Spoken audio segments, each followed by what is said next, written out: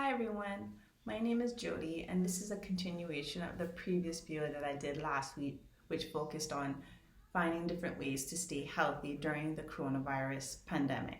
And today the three things I want to talk to you about is eating, sleeping, and meditation. So first off, I'm going to start off with meditation.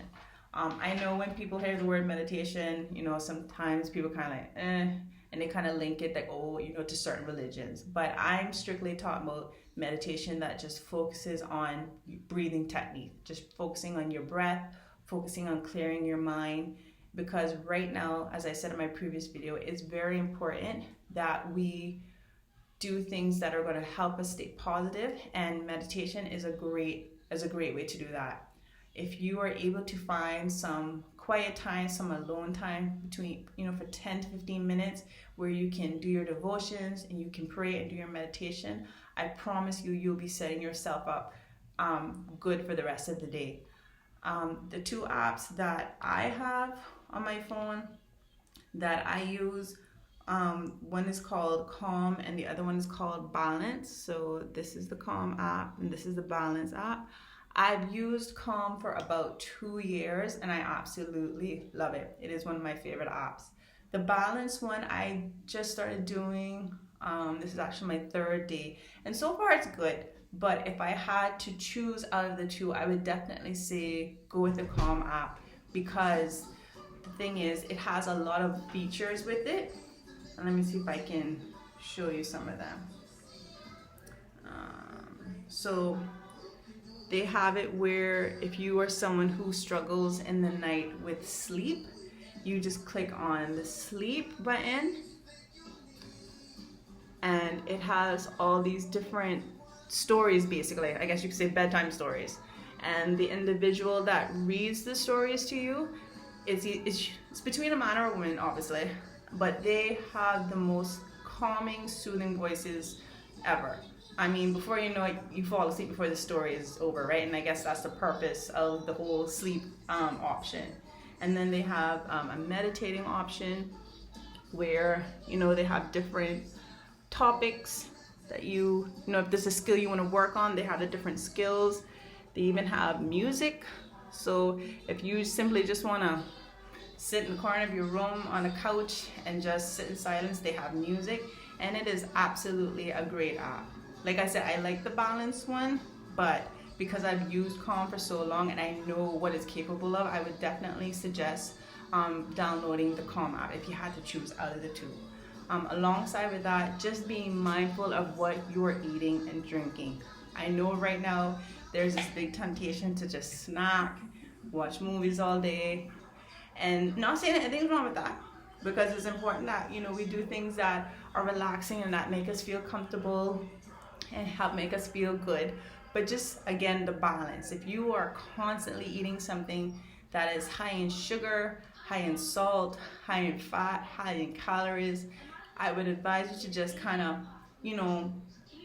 balance what you're eating. It's very important that we eat more of the things that make us feel good compared to the things that don't, because the thing is, if you are constantly eating those junk food, I guess you could say, it's going to affect how you feel, right? You're going to start feeling sluggish, you're going to start feeling bloated, you're going to start feeling lethargic, which then will start to make you feel low, and you're going to feel down and maybe even depressed. And the thing is, we're trying our best to stay positive, right? We're trying our best to have a good mindset. And I know that some days will be harder than others, but if we be mindful of what we're eating, it will definitely help. And also just being mindful of what you're drinking. If you are someone who suffers from anxiety, be mindful of how much caffeine you're taking in.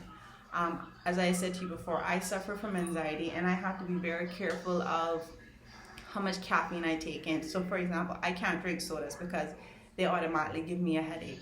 The only soda that I can drink, and it's usually just like one can, is Dr. Pepper. Same thing with coffees. Like, I love iced coffees, but I can only have like one a day, because if I drink too much of it, it will give me it will give me a headache, and it will cause my anxiety to flare up, which then will not make me feel the best, right? So if you are someone who's like me, who suffers from anxiety, be mindful of how much caffeine you're taking in. Also, sleep. Now, I know that there's this big temptation to just sleep because there's nothing to do. We're all kind of stuck in our houses. So, the best way, I guess you could say, to pass the time is to sleep, right?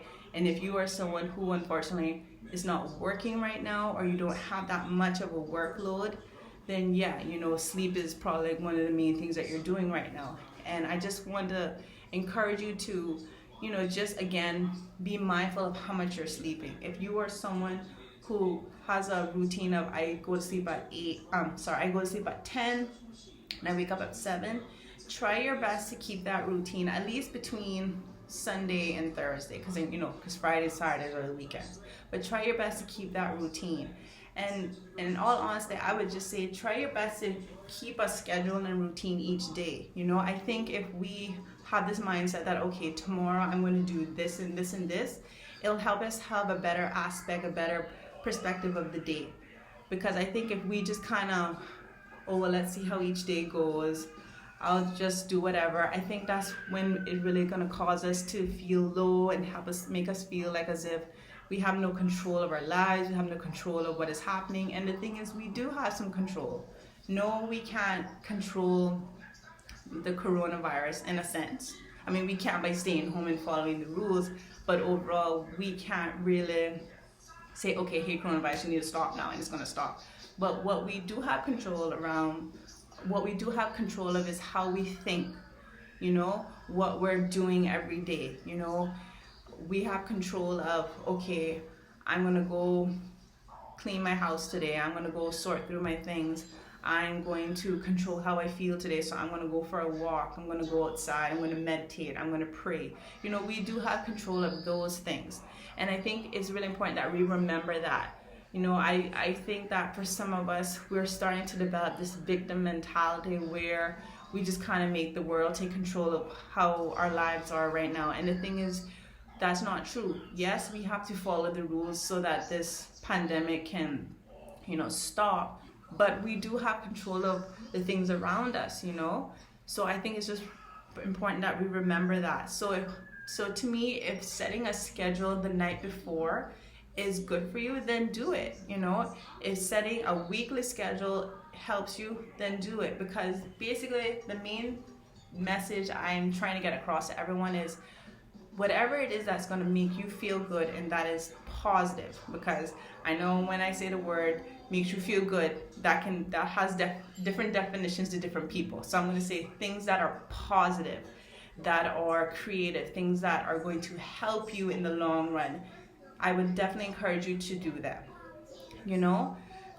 So again, if it is exercising every day, training for a 5K, if it is, creating some kind of dance routine, creating some kind of song, journaling, starting to write a book, cleaning your house, sorting out your things, trying to think of some other things, cooking, baking, whatever it is that is creative and that is positive and that it's going to benefit you in the long run, keep doing those things.